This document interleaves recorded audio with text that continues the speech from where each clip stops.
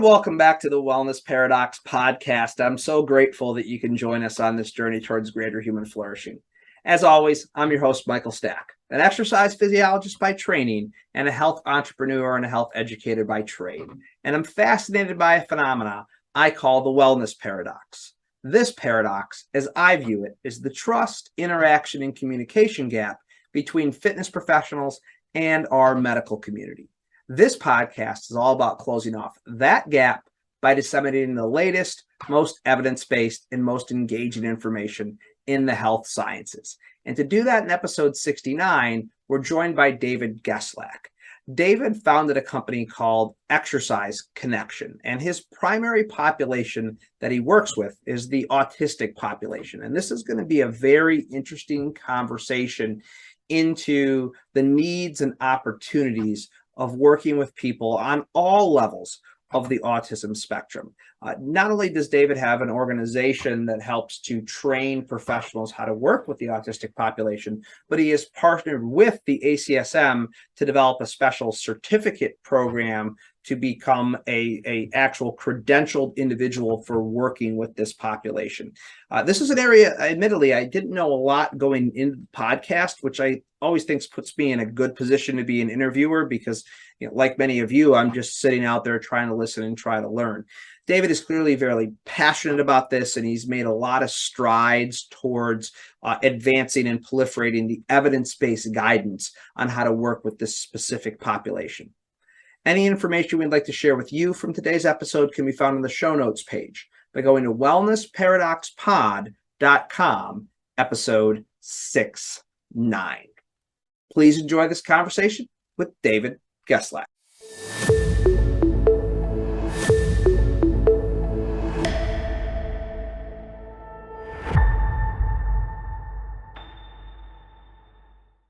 Today, we're delighted to be joined by David Geslak. David, thank you so much for joining us. Thank you for having me. I'm excited to be here. Yeah, and we're excited to have you for this discussion because this is a unique topic to the wellness paradox. We're going to be talking about autism and other populations with special needs, which you're very much connected in that part of the ecosystem. So I'm excited to dive into that for our audience. But before we get into some of the specifics, why don't you just give us a little bit better of an idea of your background to provide some context? Yeah, no problem. I'll try to keep a long story short. So my degree's in health promotion. I went to the University of Iowa. Don't hold that against me, up there in the Ann Arbor area. But I left there with a degree in health promotion and as an ACSM back then, and health fitness specialist, now an exercise physiologist. But in my undergrad, I was an intern and then kept as a student assistant strength coach for Iowa football. So spent the whole 2003 season with Iowa football in that role. And there is a reason behind this. So I eventually left Iowa when I graduated and really felt that I didn't want just college football. Well, for many, right, that's where they want to be as a strength coach or do that. I definitely wanted to work with athletes, but at that time, I was just like, I think there was a different connection I had. It was really with the younger generation or younger kids. So I went back, I started a gym outside of Chicago, and our goal was always meant for kids fitness, right? Kids exercise. And at that time in 2004, it was really kids who were overweight. Not that has changed. Right. But just to keep the doors open, as many people probably listening, right? I didn't just train kids. I was training athletes. I was training adults, neurotypical adults. But one of those adults I was training was a father of a son with autism. And he brought me his son and he said, hey, can you teach him sports? But he can't skip. And the skipping piece intrigued me because, as many people may know, a neurotypical child that can skip is shown better to read than a child who cannot. But again, I knew nothing about autism other than one, at that time, it was 1 in 150 diagnosed, and two, other than hearing it in the media or in marketing campaigns, that's really all I knew. Yeah. So what I did was I used that same strategy, teaching strategy that I was in charge of at Iowa football. I was put in charge of the incoming freshmen to reteach them bench, squat, power clean, right? All these Olympic movements that as a high school athlete, right, you're worried about quantity, not quality of movement. So I used that same approach in the breakdown to teach this boy to skip. And I was able to get him to skip in 4 sessions. When I had come to find out after the parents were crying and the boy was ear to ear and a smile, that they had been trying for years. So that moment obviously changed their life, the families and the individuals, but really changed my career path. And now 18 years later, I've been truly humbled and blessed to travel to 9 countries, train professionals and parents on our protocols, really, and also train parents on the difference, what exercise means for this population versus, not that it doesn't replace any of this, but versus therapeutic movement, right? Like PT and OT or therapeutic exercise, or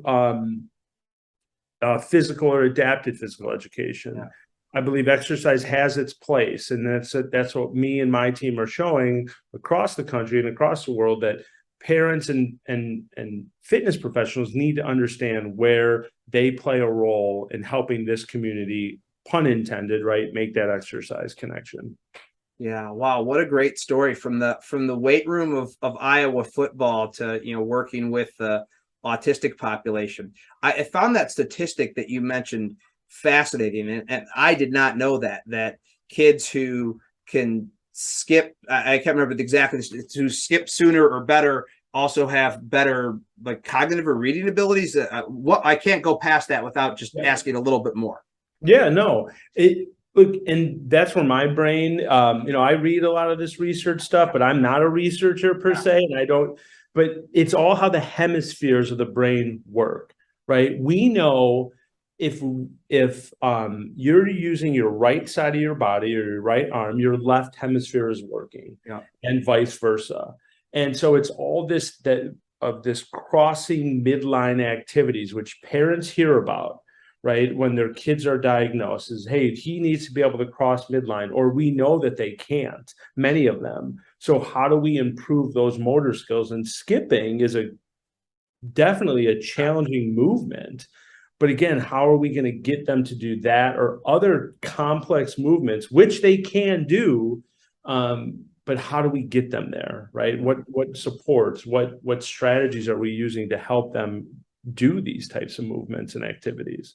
Yeah, that's fascinating. And like I said to you before we got on the air, this is a topic I don't know a lot about, which is sometimes the best position to be in as an interviewer, because I'm sitting here like many of our audience that also doesn't know a lot about this. So let's dive in further and let's talk about your business, the Exercise Connection Corporation. I think as our audience could extrapolate, obviously it has something to do with what you just talked about, but explain a little bit more specifically, what its mission is and who you serve and how you go about effectuating that in the world. Yeah. So when I started, I eventually kept working with kids on the autism spectrum, and I kept learning. The more I worked with them on all ability levels, and meaning the complete spectrum, right? Those who would be perceived as being from the low end of the spectrum all the way to the high end of the spectrum. But I kept working with more, and the more I worked, I knew nothing, right? And because I wasn't taught that in undergrad.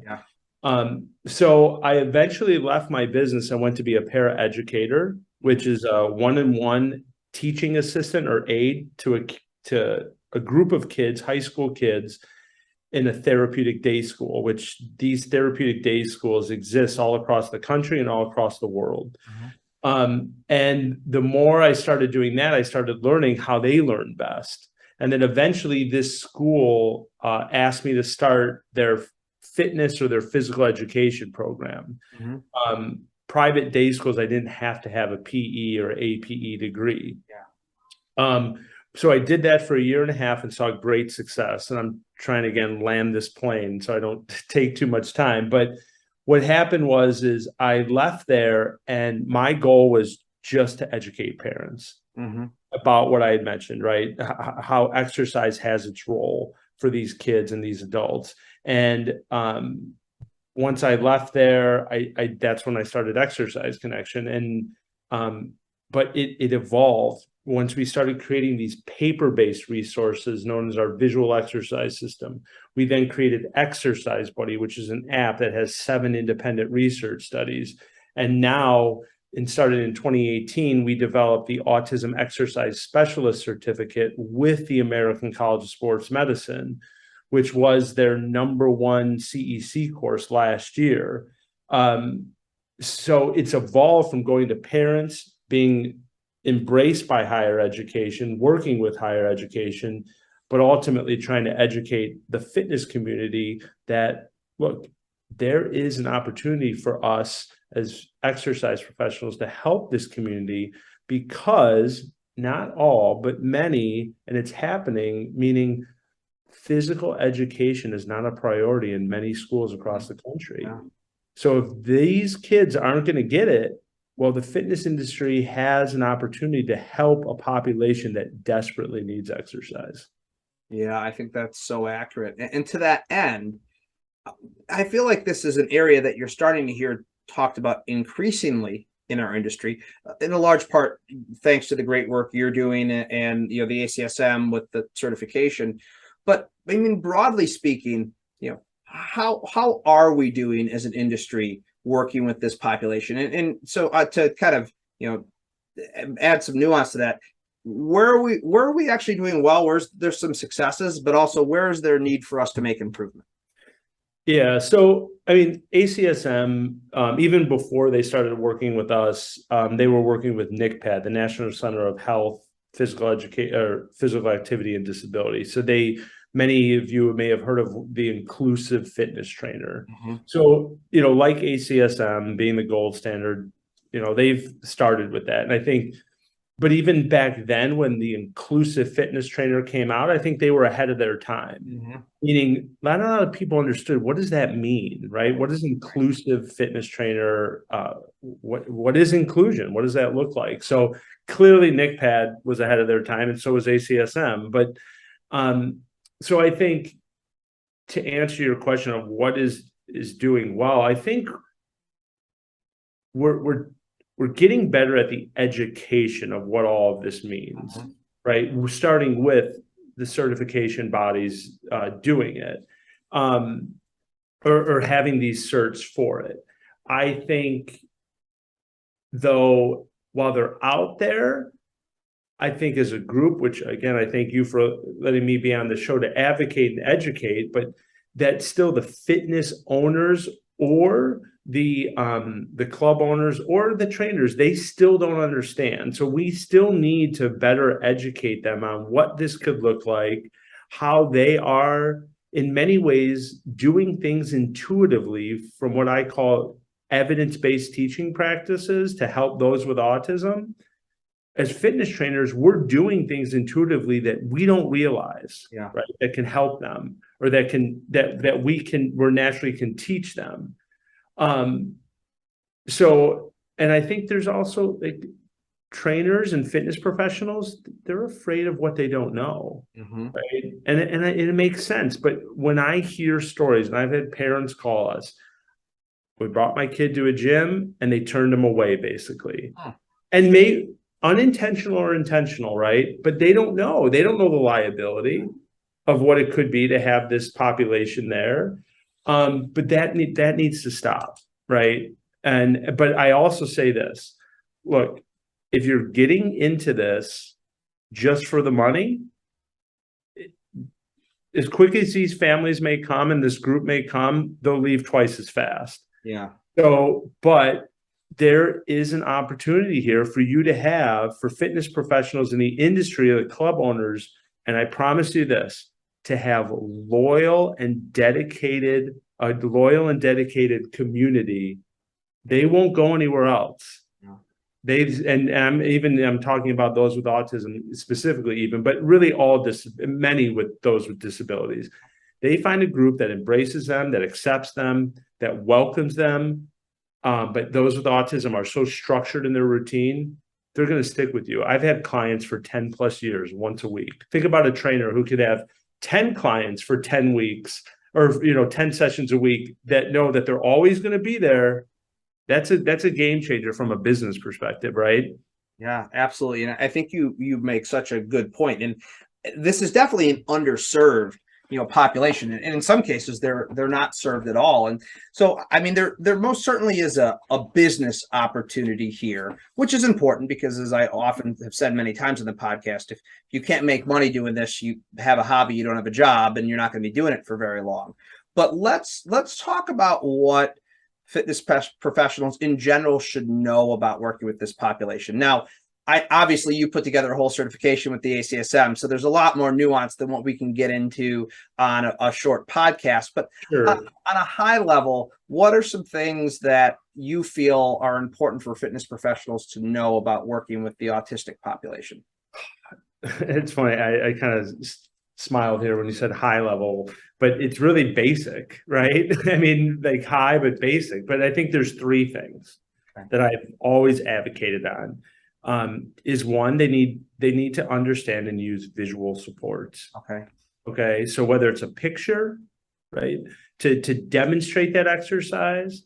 Sometimes when you're talking about autism, it could be a picture that maybe helps, but then it's a video or a video model, right? Many people think GIFs, which could be one strategy, but a traditional video model, there's a certain protocol to it. And that's an evidence-based practice. And so is visual supports. Those are evidence-based strategies. What I saw as a para-educator throughout these schools, or when working in these schools, the evidence-based strategies that are taught in a special education or used in a special education classroom to this day in many physical education settings, they are not placed in a physical education setting. So this is why we see a lot of these students with autism wandering and wondering in a physical education class. Yeah. Okay. I think second is the structure. Fitness professionals, right? We have a structure when we prescribe exercise. There's a purpose, right? And we know from a program design, but that structure, when you have a person on the spectrum, structure is critical, not just in their exercise design, but sometimes these kids wake up and they follow a visual schedule that has structured their day because it calms them. This is what they need, right? So when they walk into your fitness center, they need structure. Yeah. And then third, I think this is where the fitness industry and what I saw in both being in the schools and obviously teaching privately, third is building the relationship, right? We do this intuitively as fitness professionals, but here's where the schools where they're not set up for that, or the PE teachers, and unfortunately, they have overcrowded classrooms. Yeah. Overcrowded classrooms with neurotypical kids, but sometimes then with 6, 7, 10, half a dozen, kids with autism or various special needs pushed in. So they don't have that opportunity to build that relationship, with all of those students, and they are overwhelmed. So that's third. If you can build the relation, and that's where the fitness industry has that opportunity. You can spend one-to-one time in instruction with them, which, by the way, is how many of these kids learn in a special education classroom. So the fitness industry and the trainers are set up to really create success for this community. I'd like to take a quick break from today's episode to tell you more about one of our sponsors. As all of you are well aware, the COVID-19 pandemic has been absolutely devastating for the fitness industry, with upwards of 1/3 of our clubs closing nationally on a permanent basis. One of the few stabilizing forces during this very tumultuous period of time has been IHRSA, the Global Trade Association for the Health and Fitness Industry. On my crusade to make fitness professionals part of our healthcare continuum, the work that IHRSA is doing is absolutely vital. They provide advocacy and lobbying support at both the federal and the state level. They support state alliances in many ways, and they also provide resources and best practices to club owners, operators, and individual fitness professionals. Indeed, if we are truly going to become part of the healthcare continuum, we must speak with one unified voice. We must have best practices that we implement, and we must come together as an industry to ensure the public, the medical community, and lawmakers hear our message loud and clear, that movement is medicine and it is essential. That is the work that IHRSA is doing. They've recently revamped their membership structure, allowing large clubs, small clubs, boutiques, and individual professionals to join the organization for an appropriate price that allows them to have access to all of these many great resources and allows us to unify and amplify our voice as an industry. For more information on the amazing work that IHRSA is doing, go to their website, IHRSA.org. That's IHRSA.org, IHRSA.org, to look in a little bit further into the work IHRSA is doing to unify our industry, to move us closer to being a part of that healthcare continuum. Now back to today's episode. Yeah, that's so interesting. Yeah, it does very much seem like that. Like the current model that we use, and a lot of, I even think, trainers are used to demoing exercises a certain way. It's like the paradigms we use translate well. What are some of the barriers to working with this population? I mean, so aside from just having the education, I think a lot of club owners or maybe fitness professionals think they have to have maybe or spend more money on equipment, right? And look, for certain other related other disabilities, sure, maybe you have to have a ramp for them to get to, or certain pieces of equipment. But for many of those with autism, if there is no physical challenges, you don't have to spend a lot more extra money on equipment. What you have there, dumbbells and some of the weight machines, those will work. But quite frankly, the way that we design our programs is with limited to no equipment at all. And the reason we did that was because my first target group was educating parents, and I didn't want them burdened with, well, I got to buy a treadmill now. I got to buy a bike that costs thousands of dollars, which many don't have, let alone the schools. Yeah. So I think that, equipment is sometimes seen as a barrier, but I don't think it needs to be. It just goes to that education and program design and understanding. So yeah, I'm kind of other barriers. I've kind of just lost my train of thought on that. So maybe I can get back to that. Let me ask the question on maybe a different level, kind of where I was going. Yeah. I feel like maybe fitness professionals aren't so aware that this is something that they can be involved in, and it actually is a viable way to practice, both from a business and from just a prescriptive perspective. But because I don't know the autistic community at all, where are parents at with their thoughts on the need for this? Do parents realize the need, or do we have to educate them? So I guess awareness is maybe the question that I'm asking the barrier around.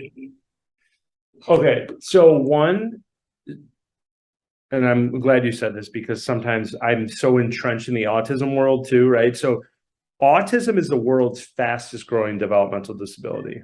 Right now in the United States, 1 in 44 children are diagnosed. Wow. So in communities, wherever you're listening, right, there are kids that are in need of your services. In regards to parents, in 2016, a study was done, or excuse me, the United States largest autism parent survey was done out of Arizona State by Dr. Adams. Parents rated exercise is the number one intervention. Wow. Okay. Yeah, incredible, right?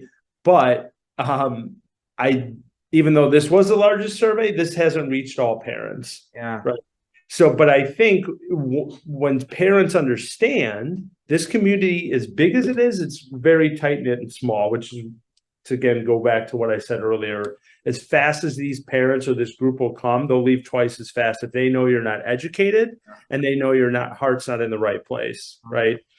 But if these parents, not only they may not all know yet, they still don't understand exercise versus movement-based therapies or PE or APE. So I think that still is maybe a barrier, right? We still need to educate parents. But second, or maybe this is third, that we know that IDEA, now I'm blanking, the Individualized Disabilities Education Act requires physical education for those with an IEP or those with disabilities. But again, many, not all, schools aren't providing quality physical education. So I think if parents knew that, that would be a game changer for the schools if all of them really understood. But then second, if they continue to understand how exercise differs, again, from PE or movement-based therapies, I think that's where the fitness industry still has an opportunity to help this community. Does that make sense? Yeah, it absolutely does. So it sounds like you're saying that, although a lot of people know, and it is a growing public health concern, which I think that is a fascinating statistic, it is something where it's incumbent on our industry and our professionals to continue to educate this population on the differences and the benefits to a certain degree. 100%. Yeah. And I think what I see, and I say this a lot in a lot of our workshops and presentations and podcasts now, but is I think what the fitness industry or the exercise community, sometimes they may promote and they say, hey, come, they offer an autism or a disabilities class, and they often promote, hey, have your kid join our fun exercise class. Mm-hmm. Well, the truth is exercise isn't fun. Yeah.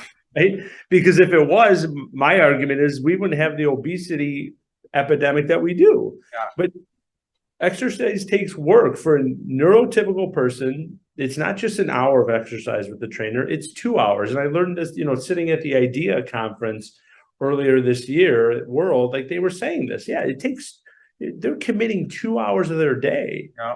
Right. But for those with autism, this is something that exercise is challenging to teach. We know that they have movement, motor development challenges.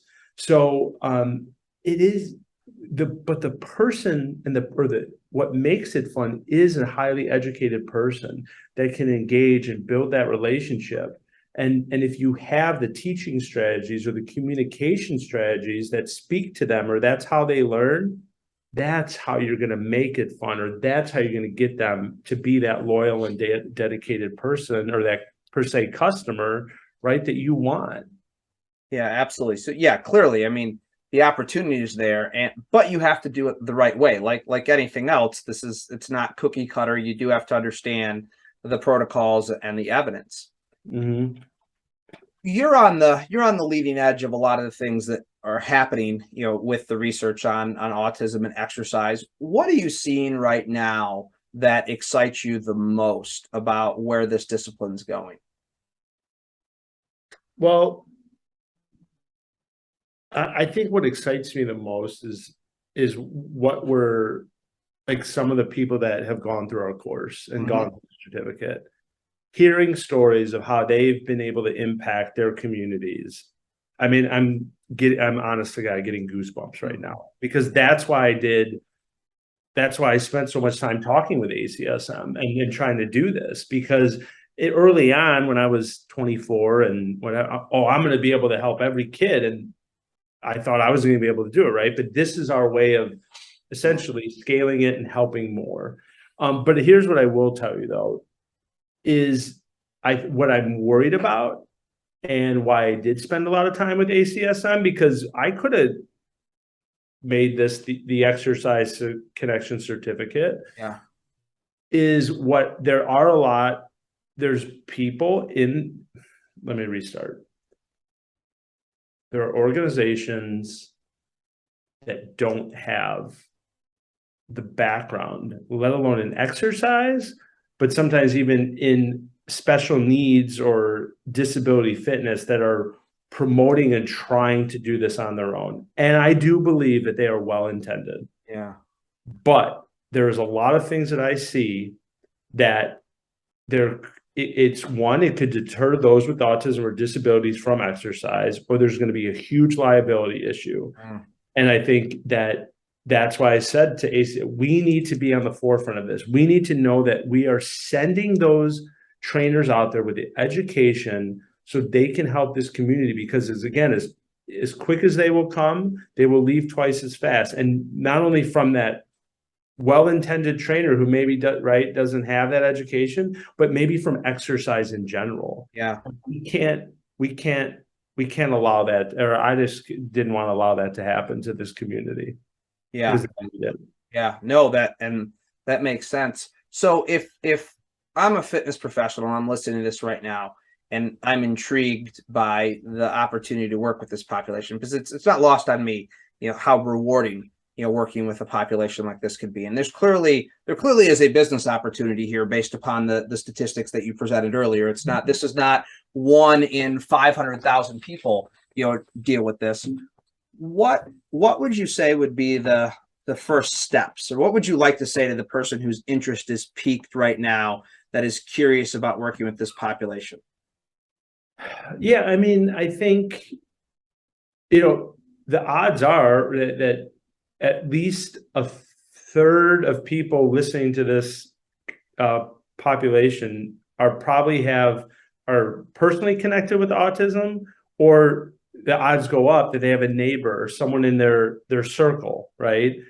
So I think it goes to, just starting with some just education. I'm not saying from the certificate perspective, but there's a lot of information you can find online, right? I think that so you can better understand the needs of those with autism, or better understand this community. I think what happens is, for people who are maybe have no connection, they often think of autism as Rain Man, or these, the Good Doctor.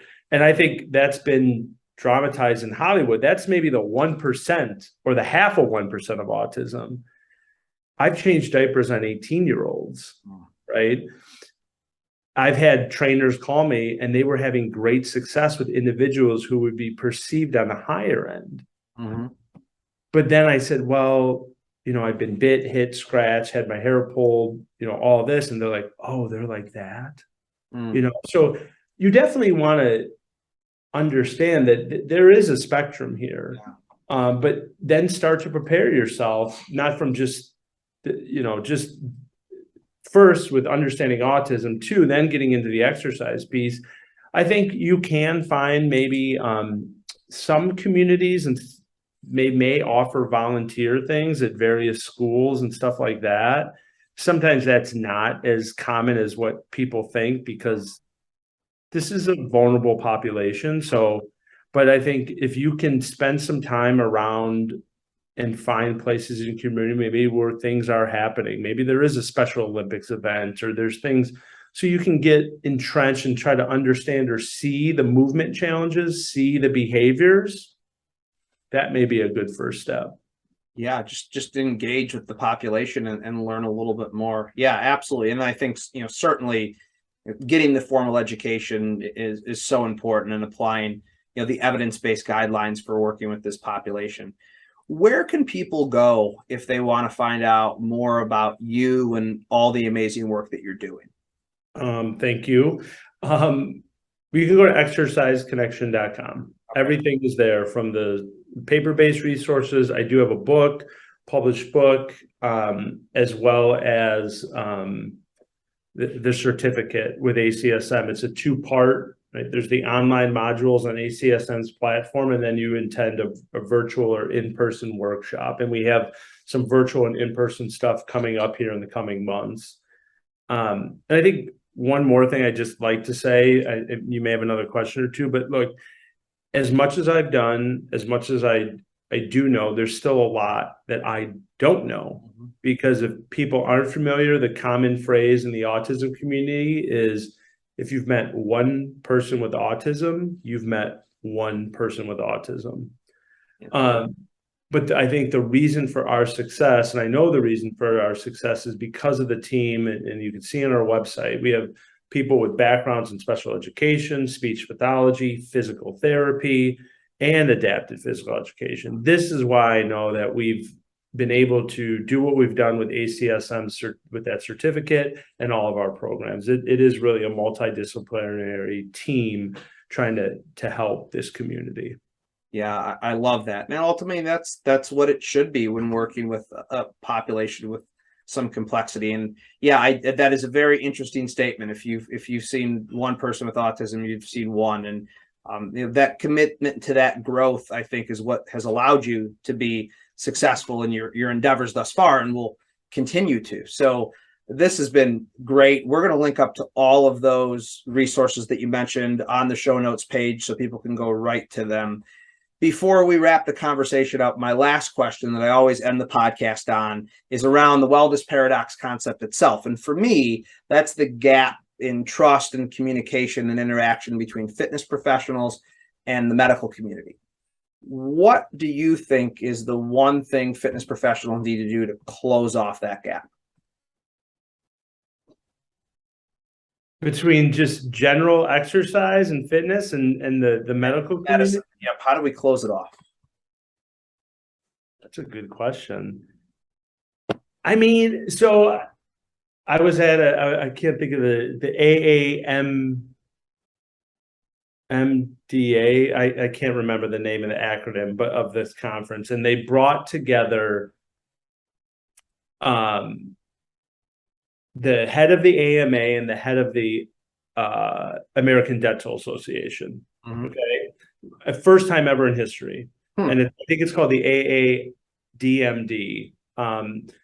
But with all that said, I feel like, and what I was learning there is how much wasn't crossed into the medical community of the various resources that they were describing. Mm-hmm. So I guess, which is probably, my guess is a conversation here that you've had, but is, to provide the medical community more education in what exercise is, right? My dad, he's overweight. They said, Dad, you need to exercise more, but that was it. Like, so I guess maybe that's cliche, but I think it still holds true, right? That there's still a lot of that lack of education of what we know as exercise professionals, the first primary source of contact is the doctors. Yeah. So I don't know. Reach out, provide the education. Yeah, it is a challenge. David, this was a great conversation. I love your passion for what you do, and you've made a big difference for a lot of people. So thank you for being on the Wellness Paradox today. Yeah. Thank you so much, Mike. I really appreciate it. Well, I hope you enjoyed that conversation with David as much as I did. If you found it insightful and informative, please share with your friends and colleagues. Those shares make a massive difference for us. Any additional information we'd like to share with you from today's episode can be found on the show notes page by going to wellnessparadoxpod.com/episode 69. Please be on the lookout for next week's episode when it drops on Wednesday. And don't forget to subscribe through your favorite podcast platform. Until we chat again next week, please be well.